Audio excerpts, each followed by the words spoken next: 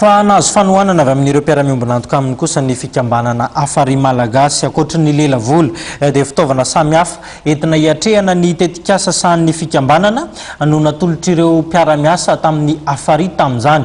Isan'ny fanampiana azo ohatra ny manodidina indrindra ny fiompiana. Toy izao manaraka izao ny tsara ho fantatra mahakasika izay vaovao izay.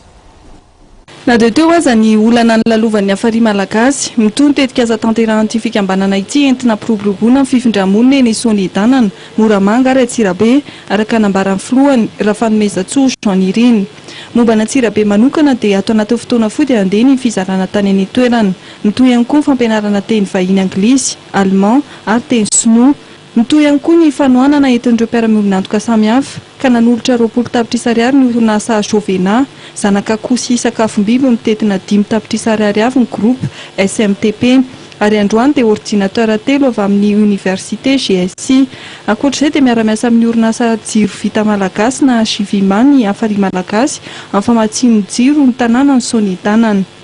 Nanolotra 100 millions de francs anay ny orinasa Jovena, nanolotra fitaovana zanaka kosy provandy mitetina 25 millions de francs ho anay ny groupe SMTP. Ny androany meny ordinateur misa telo ho anay ny université GSI.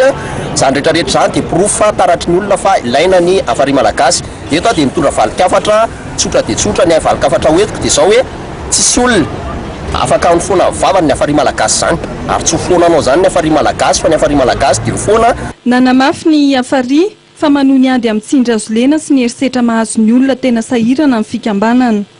Ny andraikitray dia tena miady amin'ireny olona sahirana mitratra ny tsindrazolena sy mitratra ny herisetra maro isan-karazany reny reo olona dia mpanapatra fahefana zany no tena adversaire ny afary malagasy. Ka ny afary malagasy dia foana ny afary malagasy dia mijoro lalandava ho ao anatin'ny état de droit.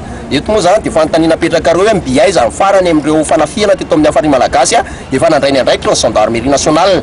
État de droit tsika ary tsisy olona eo ambony lalàna zany, tsisy mieritreritra zany rehetrarehetra zany ary tsy fampiasana milisy eto Madagasikara.